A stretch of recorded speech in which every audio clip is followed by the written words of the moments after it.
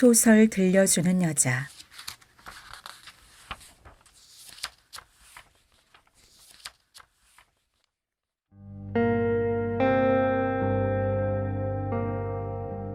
암사지도.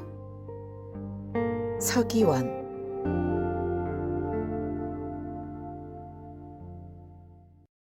며칠 후 상기 싸늘한 냉기가 목덜미를 감도는 이른 봄의 오후였다. 상덕은 기원에 가고 없었다. 형남은 제 방에서 영화의 프로를 읽다가 시장기를 느꼈다. 안방에서 낮잠을 자고 있을 윤주를 깨우칠 생각이 없지 않았으나 이제껏 그렇게까지 시켜본 일이 없었기 한동안 머뭇거렸다. 두드려 깨워서 부려먹어라. 내겐 그 권리가 있지 않느냐 하고 마음속에서 고개를 세우는 소왕말을 타이르고 있었다. 툇마루에 나와 기지개를 켜보았다. 남양인 안방 영창엔 밝은 햇빛이 보송보송 핀 햇솜처럼 보드랍게 머무르고 있었다. 그는 그날 밤에 윤주의 지체를 그렸다. 어쩐지 그네의 시큼한 채취마저 풍겨오는 듯하였다. 자줏빛 바탕에 노란 국화가 피어있는 이불은 그네의 젖가슴을 겨우 가리우고나 있을는지. 그의 공상은 그네의 몸을 구석구석 더듬기 시작했다. 이윽고 가운데 발가락이 그중 긴 그네의 발에서 맹랑한 애무가 멈추자 채 얼굴도 버젓이 못 들던 예의 소악마가 턱을 불쑥 내밀며 쾌활하게 웃어대는 것이다. 그는 사뭇 득세한 듯한 취기로부터 내 죄를 어려워할 게 뭐냐 말이다. 밥상을 차리게 해야지. 시장기에 따르는 가벼운 조바심과 함께 뇌어지는 것이었다. 여봐, 미스 최, 점심 차려요. 그는 안방문을 요란하게 열었다. 애들이 만세라도 부르는 모양으로 머리 위에 양팔을 뻗치고 검은 겨드랑이를 내놓고 있던 윤주는 왜 그러느냐고 눈으론 물으면서 입 언저리엔 냉소를 담는 것이었다. 대담하신데요. 웬일이세요? 미스터 김답자는 명령인데요.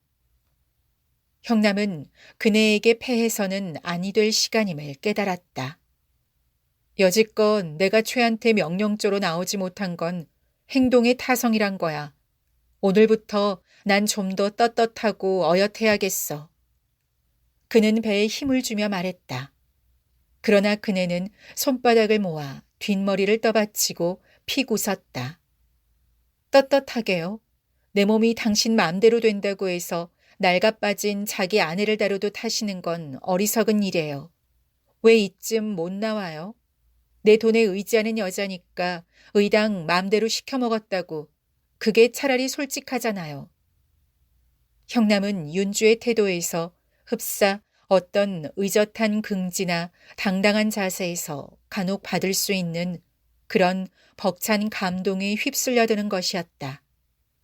그네의 귓바퀴에 보얀이 돋은 솜털이 그로 하여금 그녀를 정녕 미워할 수 없게 하는 것일까.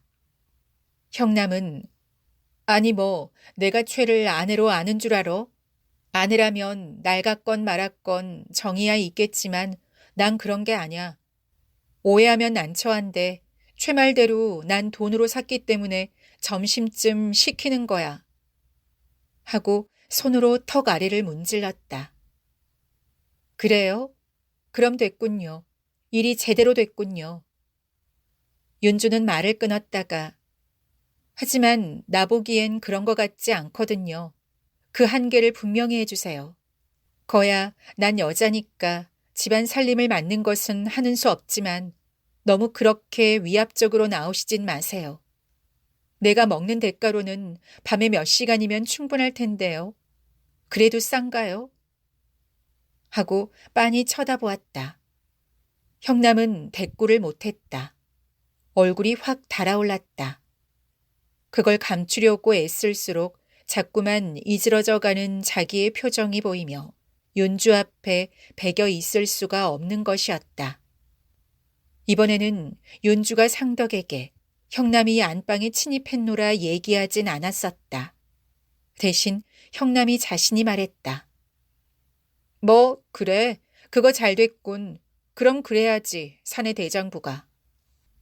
상덕은 형남이 기대했던 바와 같은 불쾌한 얼굴은 도무지 아니었다.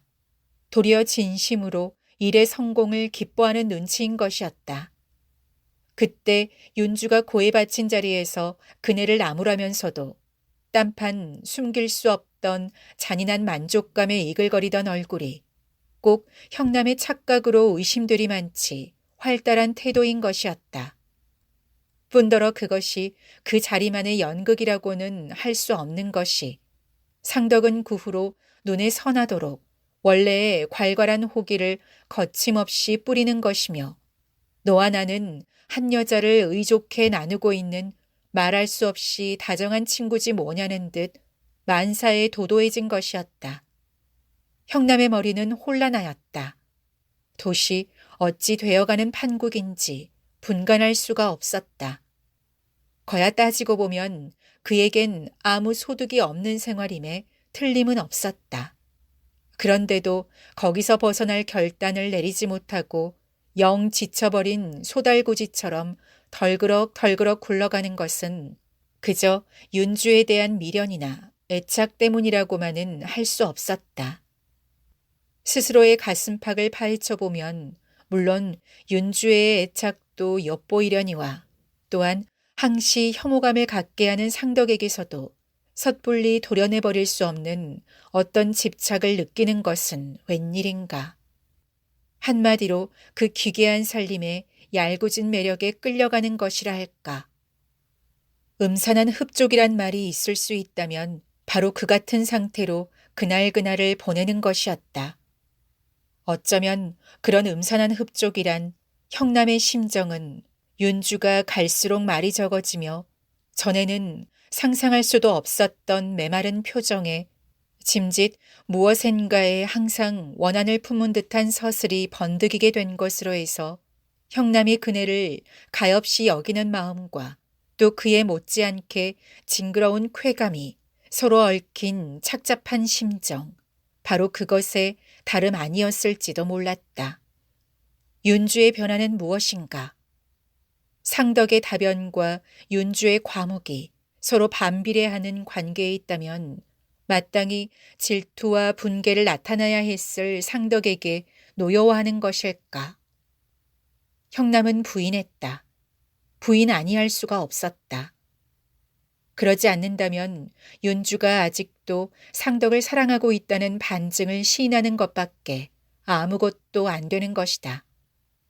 그건 싫었다. 그럼 그네는 바야흐로 스스로의 절망을 느끼는 것일까?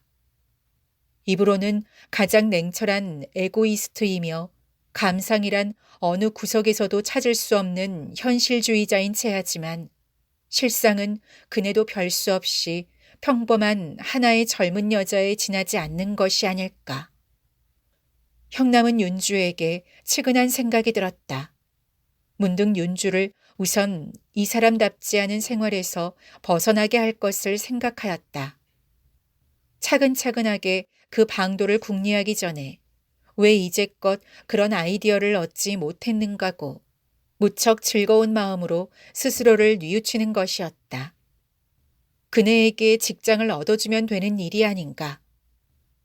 그러나 형남의 뇌리엔 이 집이 아닌 어디 조그마한 새방에서 그와 윤주가 밥상을 끼고 웃어대는 광경이 선명하게 떠오르는 것이다. 결국 소원은 그것인 것이다. 그런 꿈의 실현이 전혀 가망이 없는 일임을 깨닫자 역시 지금의 이 상태 그대로 지탱해 갈 다른 아무런 도리가 없음을 체념하는 것이었다. 지난해도 그랬지만 올해도 봄은 짧았다. 어느새 서울은 여름에 접어들어 거리엔 가지각색의 파라솔이 빌딩 그늘 밑에 날로 늘어갔다. 산에는 시원한 나무 그늘에 토실토실하게 살찐 버섯들이 한창일 것이다.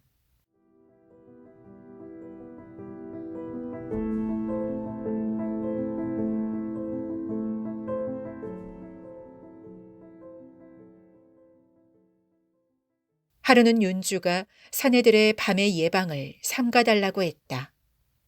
그렇게 꼬박꼬박 어김없는 순서로 저를 찾아주시는 일이 말하자면 내 밥줄이 아직도 끊어지지 않았다는 증거 아니에요. 그러니까 꾀병은 아니거든요. 윤주는 좀 겸연쩍어하는 사내들을 번갈아 보고는 나직이 웃었다. 형남은 그네의 임신을 생각했다. 애를 뱉느냐는 상덕의 물음에 아니요. 그럼 어쩌죠? 참, 그걸 전혀 예비 안 했었군 그래.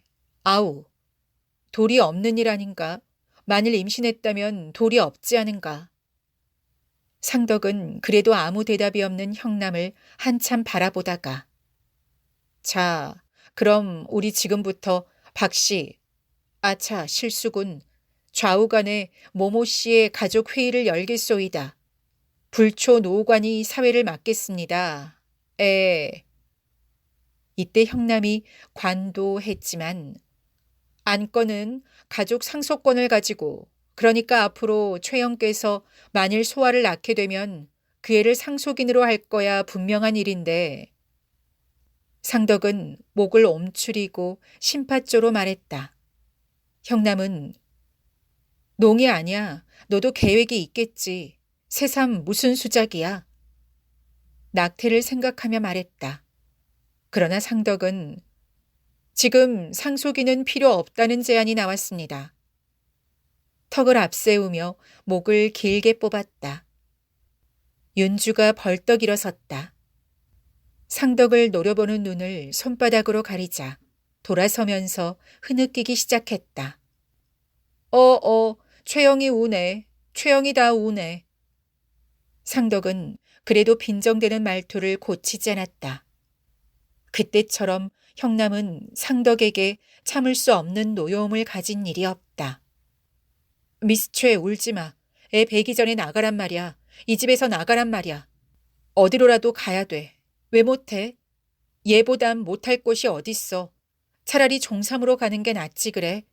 애 배기 전에 가란 말이야. 미련이 있는가? 무슨 미련이야. 미련이 무엇이 있단 말이야. 있긴 무엇이 있어. 그는 상덕의 존재를 잊고 그네에게 발끈 성을 냈다. 알았어요. 알았어. 당신이 안 그래도 알았어. 그런 충고는 안 받아요. 윤주의 울음은 서러워해서나 분에 못 이겨 터뜨린 것이 아니었다. 설사 그랬다 해도 우는 동안에 가슴속이 훤히 트이는 성심은 무엇인지 자신에 타이르는 듯한 그런 울음으로 느껴졌다. 알았지, 알았지. 형남의 목소리는 분명 윤주의 이마에 부딪혔다간 그에게로 되돌아오는 것이며 또한 자신을 채찍질하는 예리한 파열음으로 착각되는 것이었다. 윤주는 부엌으로 들어갔다. 저녁을 지으려는 모양이었다. 형남과 상덕은 서로 서먹서먹한 기분에 담배만 연상 피우고 있었다. 안방에서 마루로 자리를 옮겼다. 벽의 캔버스엔 쌍권총을 든 털보가 바위에 걸터 앉아 있었다. 부엌에서 저녁을 차리던 윤주가 마당에 튀어나오더니 그게 정말이에요? 이 안에 아기가 들었어요. 했다. 사내들은 일제히 들뜬 소리를 질렀다. 그래, 못이 어디 들었다고? 어디? 한데 상덕은 그네의 아랫배 근처를 겨누어 곤투하는 신용으로 마구 헛주먹질을 하는 것이다. 꼭 당신의 애인 것 같군요. 윤주는 하늘을 보며 비꼬아 말했다. 주먹질을 멈추고 그네를 지켜본 상덕의 얼굴엔 어리석은 듯한 눈웃음이 상기 가시지 않았는데 이어 그네가 당신의 애처럼 귀여워진 거예요? 했을 땐 그의 얼굴이 진흙빛으로 달라지며 두 볼의 근육이 경련을 일으켰다. 내 애가 아니라군 어떻게 아는 거야, 응? 당신의 애도 누구의 애도 아니야. 그럼 내 거죠. 바보 같은 소리 작작해. 애비가 누구냐 그 말이야. 길가에서 많이 보시죠. 내외 사이에 요만한 애가 대롱대롱 매달려가는 광경을 보셨죠. 남자들이 예의 손목을 하나씩 붙잡으면 난 어딜 잡으란 말이에요. 다리를 떼매고 가나요? 내가 애도 못날 놈인 줄 알아? 누가 그렇대요. 참. 그럼 무슨 소리야? 모르시겠어요? 그들의 대화를 묵묵히 듣고만 있던 형남은 소용없는 말다툼이 이제 와서 무슨 도움이 돼. 해결이나 서둘러야지. 했다. 낳게 해. 단호하게 상덕이 말했다. 나타니 누굴 닮았는가 두고 보잔 말이야. 하는 상덕의 말이 끊어지기가 무섭게 윤주가 나섰다. 낳아라, 낳지 말라가 다 뭐예요. 내 맘대로야. 왜 참견인지 모르겠네. 어림없지. 최영 마음대로 하는 건 낳는 것뿐이지. 무슨 뜻이죠? 공갈인가요? 윤주는 불구레한 잇몸까지 드러내 보이며 웃었다. 상도가 최의 일도 생각해야지. 애를 낳아서 어쩌자는 거야? 형남은 그네를 곁눈으로 보며 말했다. 그네는 아주 애를 뗄 돈은 내게 있다는 얼굴이군요. 하며 허리를 앞으로 꺾고 웃었다. 그럼 대체 어떡하겠다는 거야? 형남은 쓰디쓴 웃음을 지었다. 나초. 그네는 자랑스럽게 말했다. 미쳤군. 형남이 중얼댔다. 벼랑간 상덕이 주먹을 불끈 틀어쥐더니 무릎을 탁 내려치며 나를 꼭 닮았을 거야. 어허허. 미친 듯이 웃어대는 것이었다. 모두가 미쳤군. 형남이 다시 입술을 눌렀다. 마당을 가로막는 앞집의 기와 지붕이 저녁 노래 역광을 받아 번질번질한 남색으로 물들고 있었다. 난 나가야겠어요. 애는 아직 꿈틀거리진 않아요. 하지만 무엇이 꽉 차 있는 것 같아요. 그것까지도 당신네 장난감으로 맡겨둘 순 도저히 없어요. 상덕 씨, 뭐 그렇게 좋아하실 건 없는데요. 당신의 원대로 하겠다는 건 아니거든요. 당신에겐 아무 권리도 없어요. 잠시 침묵이 흐른 뒤에 윤주는 담담한 어조로 말했다. 낱말 하나하나를 조심스럽게 떼어놓는 그런 말이었다. 애비가 뉘인지 알지도 못하고 아니 알려 하지도 않고 나간단 말인가. 그런 어처구니 없는 일이 하고 형남은 그네를 힐난하고 싶은 충동이 북받쳐 올랐으나 내 물건이란 생각뿐이에요. 거야 틀림없이 두 분 중에 한 분이 애 아버지겠죠. 하지만 그건 두 분이 다 애 아버지가 아니라는 것과 마찬가지예요. 확실한 건 내 것이란 것뿐이거든요. 당신들에겐 아무 권리가 없어요. 하는 윤주의 어감 속에는 상식이나 논리로는 도저히 움직일 수 없는 무서운 집념이 도사려 앉은 것을 느끼며 힘없이 입을 다물지 않을 수 없었다. 최영, 그럼 시방 당장 나갈 수 있다. 그 말이지? 상덕이 허리춤에 손을 넣고 앞가슴을 폈다. 그렇잖아도 나가요. 미스 최, 잘 생각해봐. 무턱대고 덤비지 말고. 형남은 이젠 웬일인지 눈앞에 벌어지는 사태에 흐뭇한 충족감을 스스로 즐기며 말했다. 그네는 온갖 일이 귀찮다는 표정으로 이마에 흘러내린 머리카락을 쓸어올리며 안방으로 들어갔다. 어두워진다. 밤이 다 됐다. 상덕이 그네의 뒷모습에 덮어 씌우듯 소리쳤다. 그러나 대답이 없었다.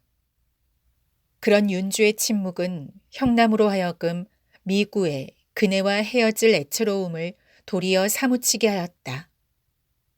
형남은 그때까지도 끝내 저버릴 수 없었던 한 오라기의 낙관이 설마 그렇게까지 나설 수야 없겠지 하는 자위가 이젠 산산이 부서져 버리는 것을 깨달았다.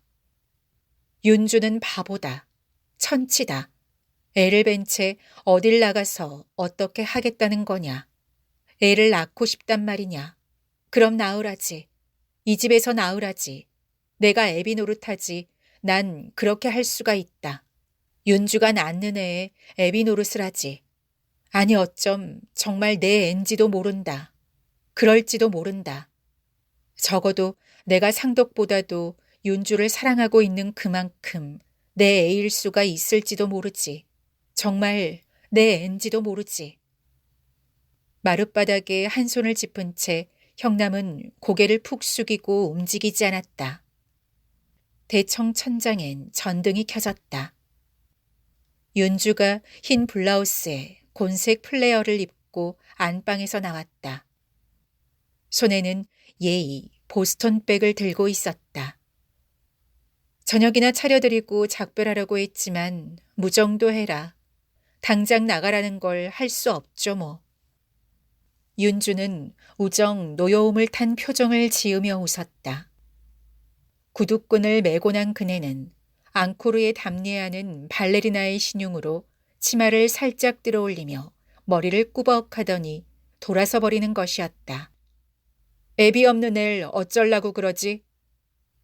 상덕이 이지러진 얼굴로 말했다. 죽이든 살리든 내 맘대로 하니까요. 두어 발자국 거닐다가 돌아서며 윤주는 쏘아붙였다. 미스 최, 이봐. 형남이 다급하게 말문을 열려는데 그만두세요. 애 아버지가 분명했던들 난 하자는 대로 했을지 몰라요. 아시겠어요? 굿바이, 신사 여러분들이요. 그러고는 덥석덥석 산의 걸음으로 걷기 시작하는 것이었다. 거기까지의 동작이 너무도 멋들어진 호흡이어서 중간에 형남이 가로지를 여유를 주지 않았다. 굿바이, 신사 여러분들이여. 하는 그네의 쾌활한 익살에서 형남은 뜨거운 울음 같은 것이 목청에 치솟았다. 삐걱. 대문을 여닫는 소리가 났다. 제기랄, 잘됐다, 잘됐어. 이렇게 내뱉는 상덕의 말이 형남에겐 무슨 짐승의 울음소리로 들렸다. 미스 최, 미스 최. 형남은 양팔을 허우적거리며 맨발로 뛰어내리자 그대로 대문간을 향해 달려가는 것이었다. 1956년작